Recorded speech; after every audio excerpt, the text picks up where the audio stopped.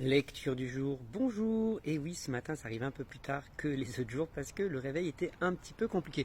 Eh ouais, il y a des matins c'est comme ça, à un moment donné, je veux dire, je ne suis pas un robot. Eh non, voilà, c'est tout. Donc, bien sûr, c'est au moment où je commence une série, qu'il y a une voiture qui passe derrière moi alors qu'il n'y avait pas de voiture depuis 20 minutes, c'est pas grave. Ce matin, j'ai lu dans Zacharie, chapitre 10 à 14, c'est des petits chapitres qui se lisent assez rapidement, et ce sont des chapitres qui sont extrêmement prophétiques sur l'arrivée de Jésus notamment, et qui donnent aussi une perspective aux enseignements de Jésus.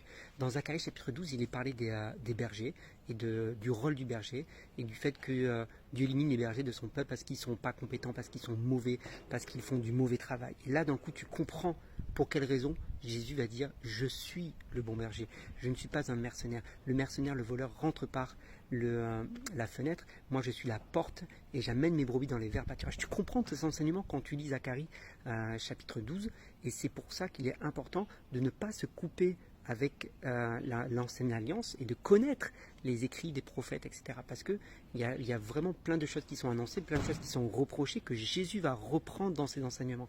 Donc oui, c'est bon de lire les évangiles, évidemment, ce sont les enseignements de Jésus, je ne vais pas dire le contraire, mais oui, c'est bon également de pouvoir lire les écrits des prophètes, parce que Jésus va souvent rebondir et réagir par rapport à ce qu'ont pu dire les prophètes et ce que Dieu a pu reprocher au peuple et aux dirigeants via les prophètes, et Jésus va montrer qu'il est l'accomplissement de ce que les prophètes vont annoncer. Donc chapitre 12, chapitre 13-14, c'est vraiment très prophétique par rapport à la venue de Jésus, par rapport au rôle de Jésus et par rapport à ce que Dieu a prévu pour son peuple. Donc je t'invite vraiment à relire ces différents chapitres. Chapitre 14, et il est intéressant aussi parce qu'on voit que ça parle de l'Apocalypse.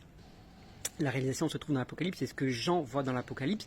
Zacharie, lui, l'a déjà vu. Et chapitre 14, c'est tous les peuples de la terre viendront adorer Dieu. Dieu régnera sur toute la terre. Et ça, on sait très bien que cela va se produire au moment du millénium. C'est annoncé dans l'Apocalypse chapitre 20. Et tous les peuples de la terre vont venir à Jérusalem pour adorer le Seigneur.